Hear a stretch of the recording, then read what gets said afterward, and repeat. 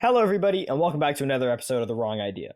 In case you're unfamiliar, being wrong is about embracing subjective experience over objective truth. We're not interested in being correct. We just want to explore our own insights and opinions. I'm Jack, here with my brother Lucas. What's going on?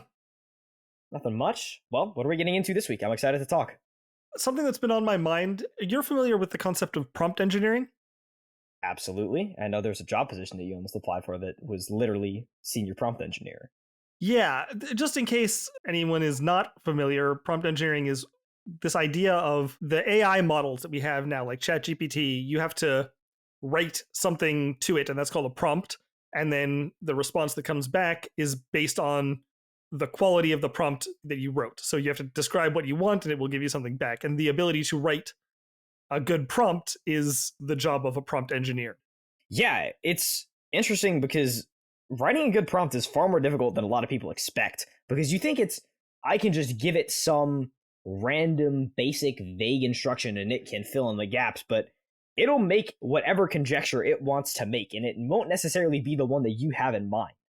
That's a good point. I think that the way I see it is about cataloging your assumptions, being aware of what assumptions you are making and then what assumptions the model might make. And using models more, you get a sense for the kinds of assumptions they tend to make. And so you know what you have to be clearer about and what you can be a little bit more vague about. It's like talking to a person, isn't it? Because we're getting into this more later. Maybe this will take us down the segue now, but it's like literally talking to another person. The more you get to know friends, family, partners, you begin to know what they begin to assume. You begin to, get a better insight into their mind. And it's literally the same way with AI, because it's like another brain. You have to know what it's going to assume, what it's going to do based on what you give it. That actually is the insight that kind of got me on this track. What I realize is that, in a sense, we're all prompt engineers in our own way. Every day we do a little bit of prompt engineering, whether it's like talking to someone, ordering at a restaurant, or trying to get directions to a place in a city you're unfamiliar with. You have to do some sort of language gymnastics just to get people to understand what you need. Yeah, it's like navigating not even just like your own thoughts, but like the way you translate your thoughts into language. Because it's like we've said, I think probably in past episodes, having thoughts and trying to convert them into words is like really hard. But then like trying to make sure that other people don't make the wrong assumptions or the wrong conjecture is really difficult. And then like imagine trying to do that for like a computer or an AI model. It's a whole new level for people that like haven't done this stuff before, like older people.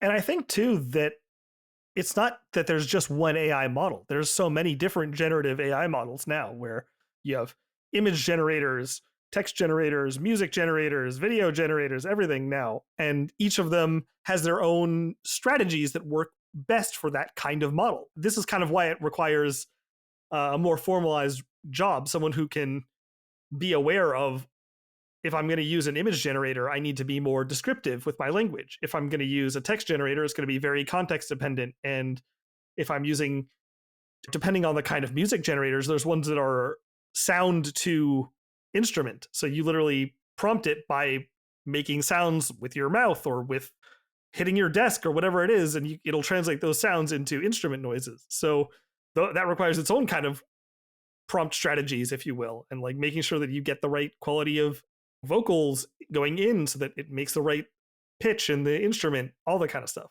Oh, it's so complex for everything different. And I think that everybody has their own styles of communicating. And one thing that people are going to have to like figure out is like, how do I best get across what I'm trying to say? Because there is, I think you and me have talked about this maybe once or times. It's like, you'll hold up air quotes like magic words. It's not like please and thank you. You're not trying to like get something out of someone, but in a sense you are. It's like you'll learn that models are very receptive to certain words for whatever reason.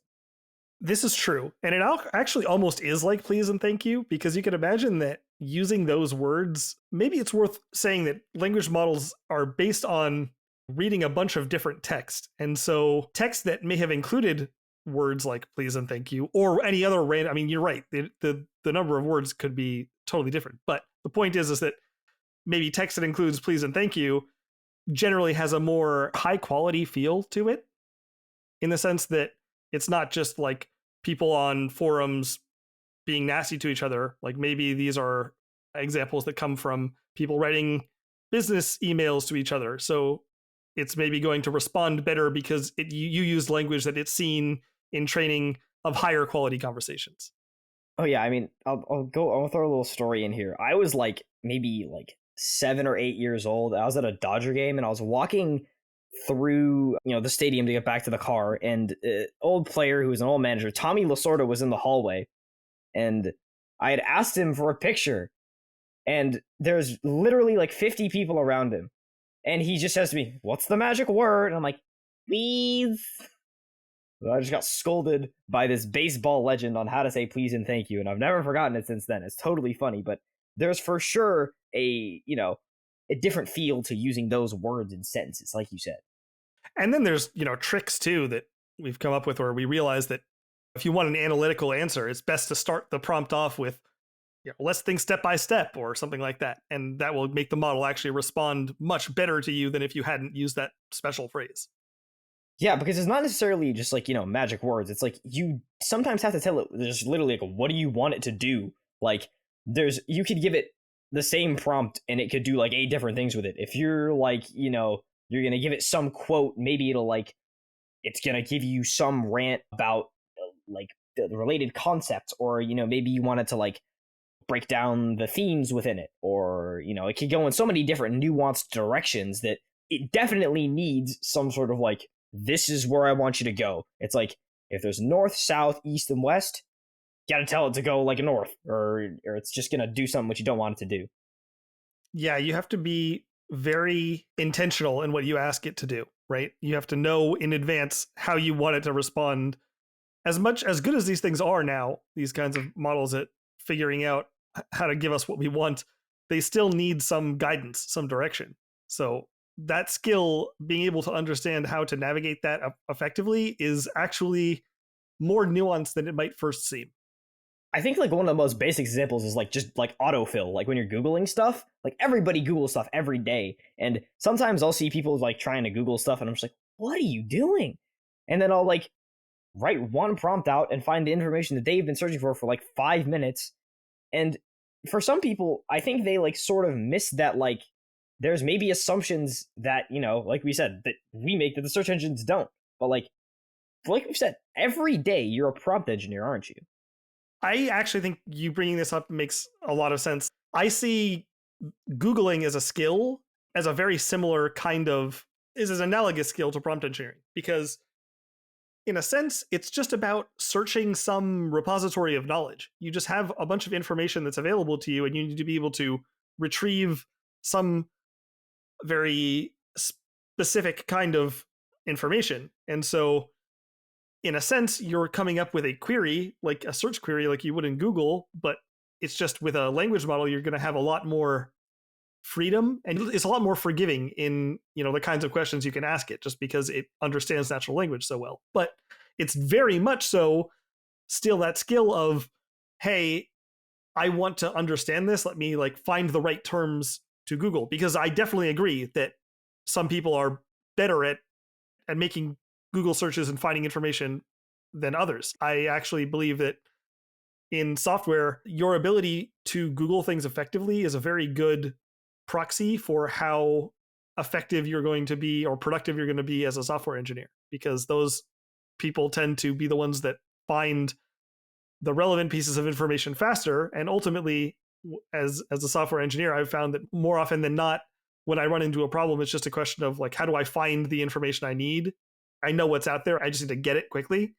So being able to Google is like an essential skill for software engineers. And then now prompt engineering I can see as being that next step, where it's like, yes, you can query this thing, but you can query it with all kinds of arbitrary language, right? You're not limited to just keyword searches. Yeah, I'm gonna dial this back like 2 steps, because one of the things you said is that having these like language models makes it a whole lot more forgiving with what you're looking for. But like I'm far too young to have ever had the days of needing to look through an encyclopedia for knowledge, or even a dictionary for like new words. So like even so, when I'm like in Spanish class and my teacher hands us like this dictionary of stuff to use on words for an essay, I'm just like, oh bro, it's not even like prompt engineering. What is prompt engineering in a sense? Because I'm like trying to look for like the letters in the word, and I'm like, what is going on here? It's so different because it's like very dead set. The information is there. There's no assumptions that can be made. You have to make all of them and find where you're going in this book to get the information you want out of it, right? Yeah, I mean, if you think about how this stuff worked, so let's go even back before you could Google things. You'd have to go to like a library, which was your like repository of knowledge, and you'd have to hope that you could either find the section you needed or the librarian would show you where approximately where to look, and then you'd have to be able to go through individual books, and then you got to within that book maybe search the index for the piece of information you need, or like if you need some very general information, maybe you could use like an encyclopedia or something. But it's all about, how effectively can I navigate this repository of knowledge where I have all of this stuff that I might want to know, but I'm only interested in this very specific piece of information. How do I extract that from the text? One thing that I want to ask you, because you have more experience in this than like I do, because I use AI as like, high school student, and then also we use it for this podcast a little bit because it's really, really good at generative AI is what I mean, is very good at helping you deepen your ideas and thoughts. So one thing that you're really good at is getting across these very, very specific ideas using very specific words. So like, how have you begun to notice with like GPT, because that's what we use most of the time, like how do the words and the structure of your language like affect what it gives you? Okay, wow. They impact it a lot. And I think that the reason that I may be like decent at doing some of this prompt stuff is because in general I take a lot of care in the words I choose when I communicate. So I've already been practicing a lot that skill for my whole life, and now because I have some degree of mastery over it, when I prompt the language models and I get a response back, I can tell what kind of linguistic assumptions I might have made and that I might have missed based on the response I get back. And I can say, clearly I didn't specify that I wanted this particular style, when in my head, like, of course I knew that I wanted that, but I didn't vocalize it properly. So it helps me iterate on what it is that I'm trying to understand. So to your point, you were saying it helps you like deepen your thoughts. Yeah, because you'll start with a thought and you'll think that it's well formed, but you'll realize that in your head you've made assumptions that you haven't explained. So then you give it to the model, and the model is very good at just poking holes. It's just like, oh no, like, I'm gonna find a way to do this wrong that you didn't think of.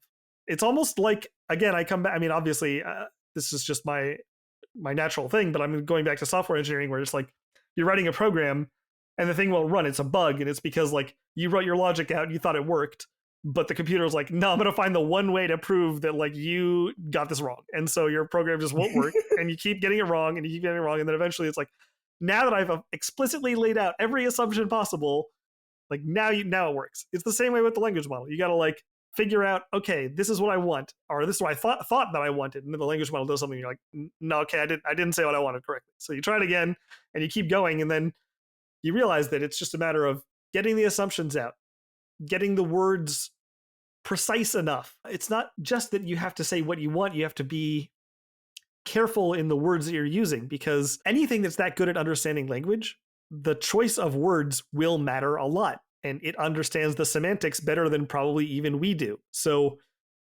making sure that you're using words correctly, even if colloquially those words might not be as appropriate, or you wouldn't use them in normal conversation, using the right words that a language model wouldn't understand, something that's trained on the entirety of human text, like that takes some effort too.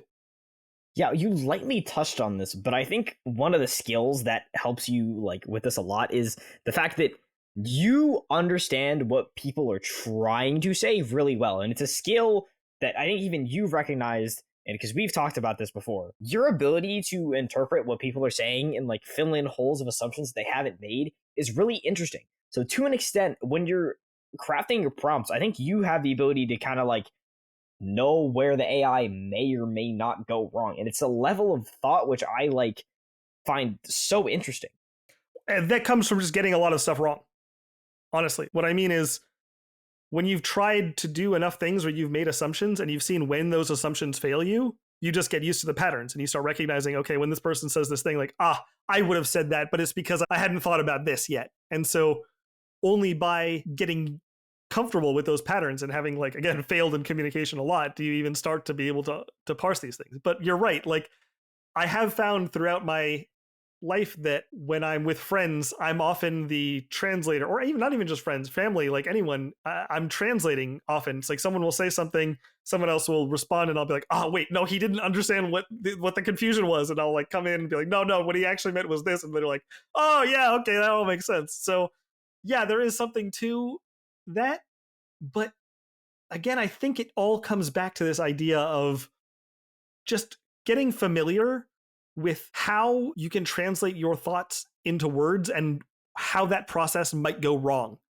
Getting better at that will teach you how to understand where other people are making the same mistakes. Yeah, I mean, you like mentioned this like ability of getting comfortable with like just failing. I think that like learning how to navigate these models may be one of the best ways to get comfortable with failure, because like if you mess something up, you can just like reprompt it and see where it goes. So your stakes are incredibly low and you can just, sort of experiment, try stuff out and see where it goes. And your punishment isn't that great. So I think that if people can sort of start to, just even get comfortable with like trying to push it some way rather than not pushing it some way, that can translate into other things, would it not? I certainly think that it will. And this is one of the aspects of language models that I find the most interesting, because if people start using these things more and more, I think it's possible that because it's not a person, you might feel more comfortable trying more things out, like seeing how something might respond to you in this way. So it just gives you a chance to practice language more, practice communication more. So maybe there's a chance that in doing this, that we will learn how to communicate with other humans more effectively as well. Yeah, I mean, it's so interesting because people always talk about, oh, yeah, AIs will become sentient one day, and I'm just like, maybe, I don't know, but like, I think that regardless of that, our ability to talk with something that doesn't really judge us for what we say, it just gives us its like response based on what we give it. We can sort of like be good at becoming like self-reflective, but not like detrimental to our own stuff. Because to an extent, I think if we like mess up on what we're telling an AI and it like doesn't give us the answer that we want, it doesn't ever tell you like your prompt was horrible, homie. Fix this. It's kind of just like, this is what I'm going to give you. You can take what you want from it. And then we can be like, okay, well, I didn't give it this. So I know that I need to, learn this and give it this to get this. And it creates like a literal, like self-introspective learning experience, which I think you can't really get out of anything else. I agree completely. And that's what I mean, is that I think that those strategies, we would be able to build them, refine them, test them over time, and then bring those into the world with us so that we actually do become better communicators. And ultimately, I think that's what the key of this conversation has been, is that what makes a good prompt engineer? I think it's just being a good communicator. I think it's being able to effectively turn what it is that you want to get out of this interaction into words that can then lead to an outcome that will satisfy your need. I want to touch on a couple more things. So, is there a sense of, being able to pick at your like go look back through your old like ChatGPT logs and see what you've asked it, that can sort of teach you about the type of communicator that you are? Like, I know this certainly about myself. When I go back and I look through my Spotify playlist, I usually only listen to about the top 10 or 15 songs. And I can vividly remember exactly what was going on in my life at those times. It's so funny, but I feel like to an extent, that sort of helps you, like learn who you are as like a person, right? So just looking back through those prompts is like unbiased, unfiltered, you can't mess it up, evidence of what you've said to try and get other things like, from it. So, in a sense, can it like just teach you about yourself? That's such a fascinating question. I love this question. And I think that eventually, yes. So, as it stands right now, you would have to go do a lot of that digging manually.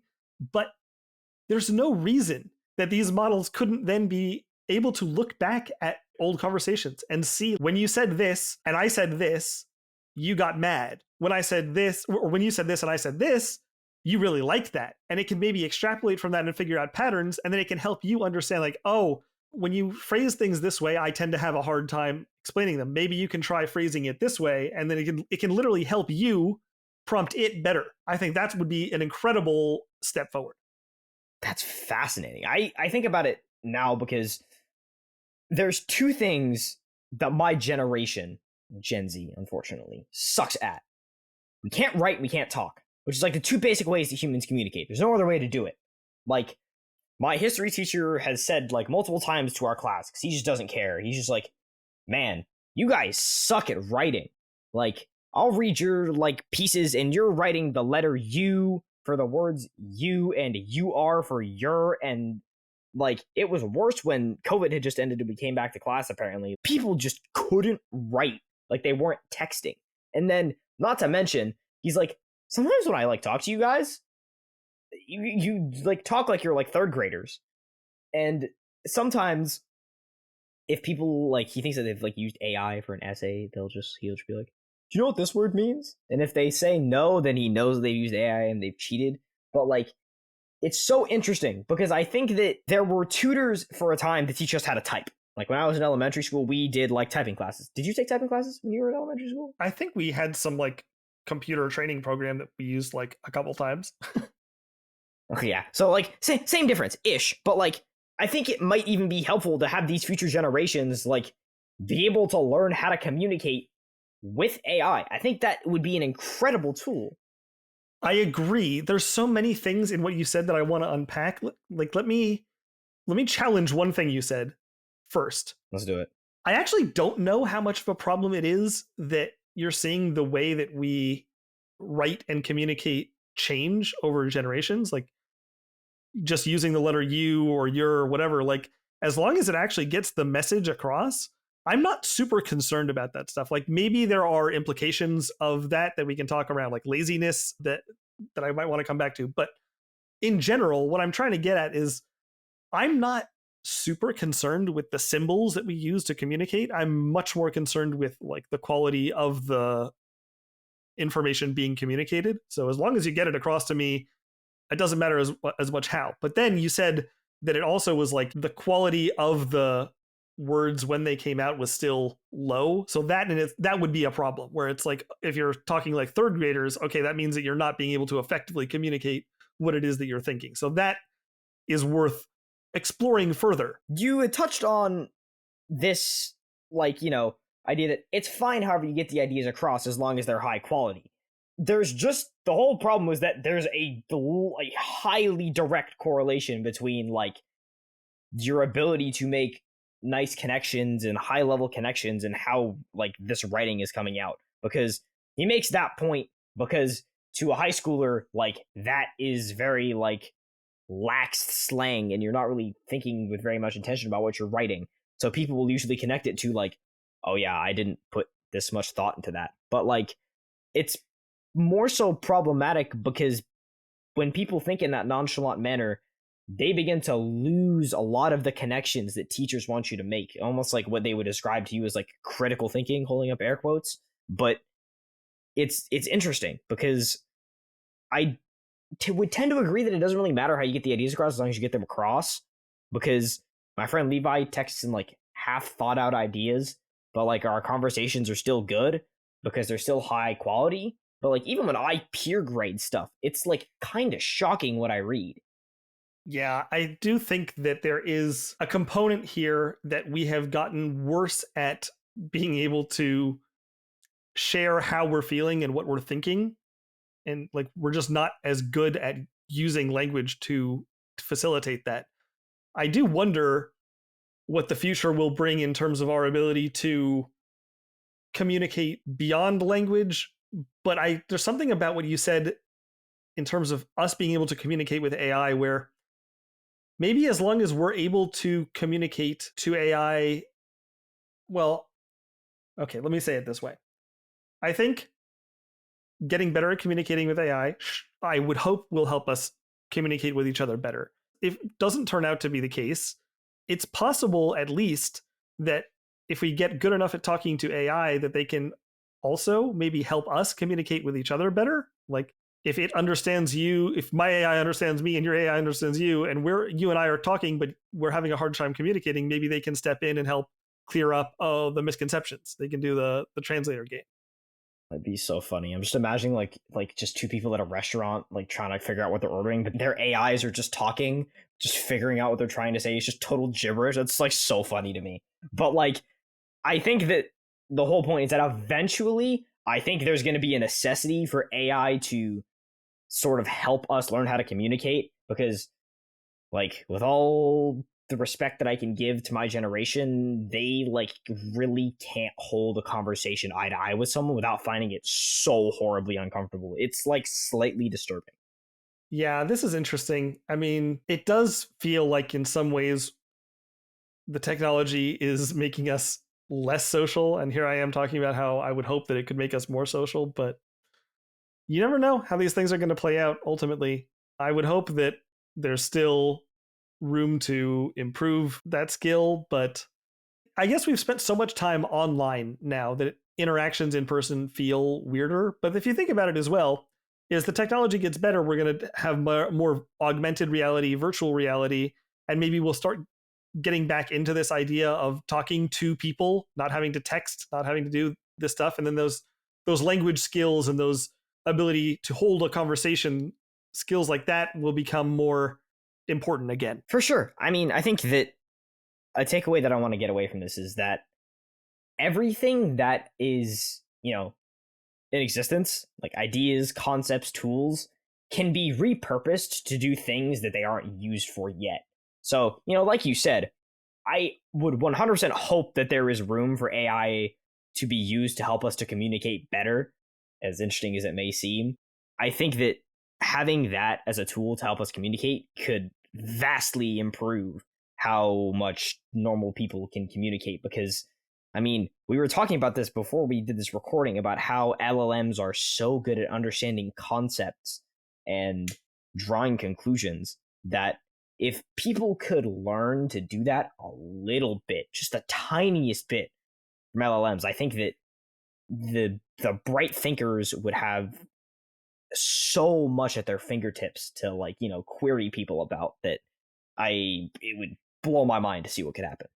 Well, you've got me thinking about something now, which is if I had to explain one concept to people about how to improve their communication, it would actually be this idea that we should take more responsibility for our communication. What I mean is going back to what you and I were talking about when you were saying, oh, I'm able to kind of translate the missing assumptions from things.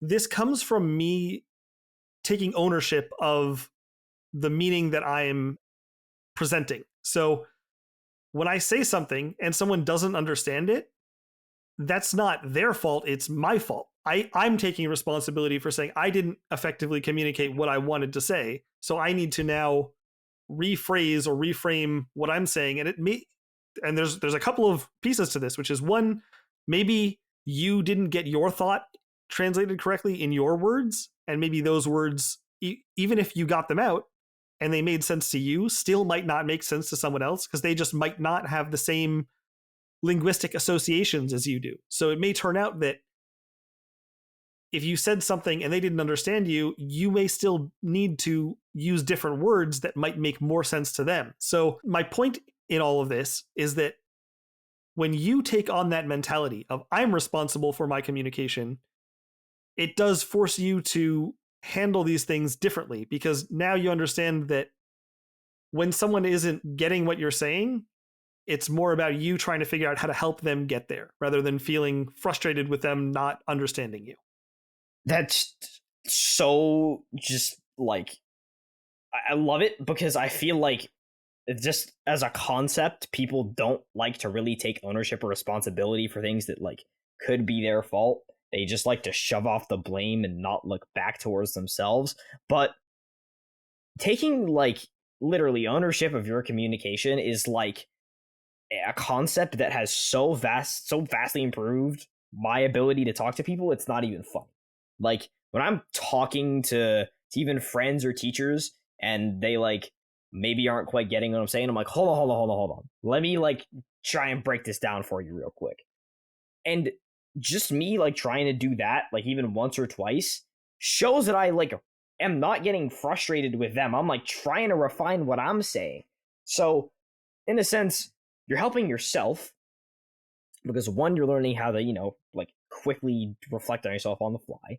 Two, you're helping them because they're getting what you're saying. And three, you're training yourself to become just a better communicator.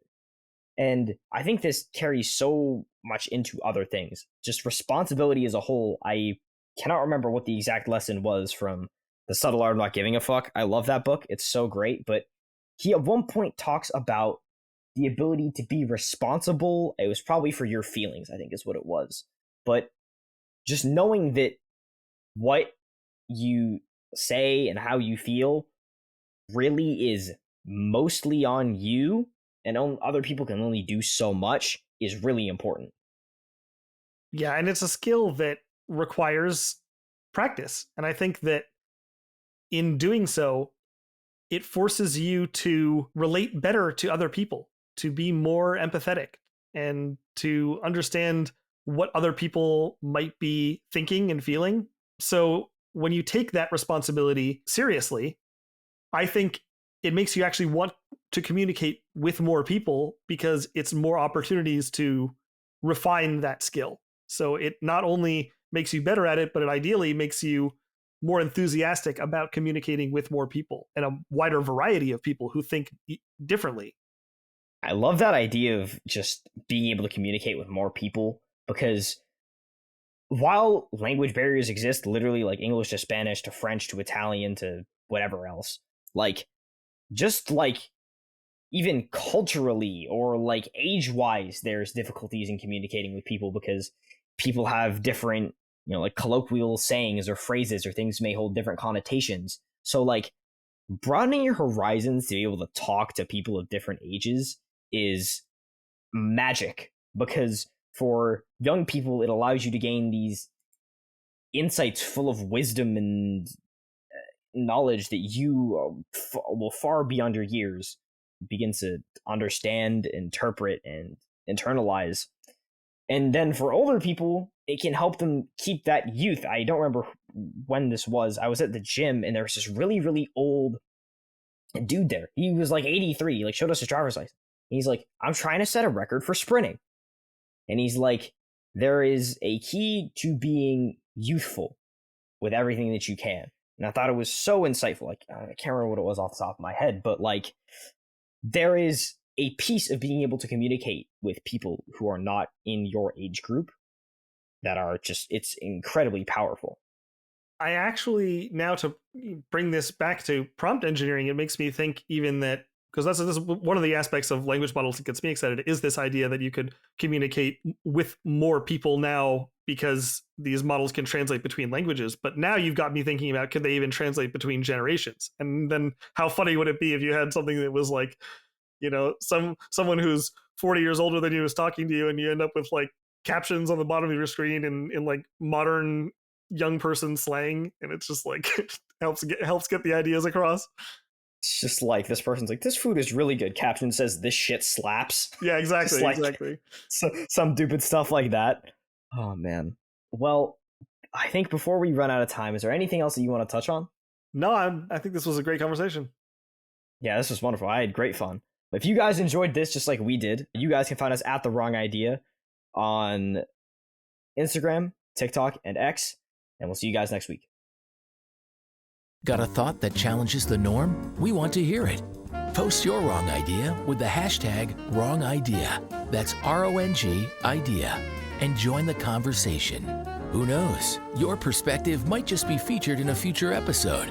Remember, in a world of endless perspectives, all ideas are wrong ideas. Until next time, keep thinking, keep challenging, and keep embracing the unconventional.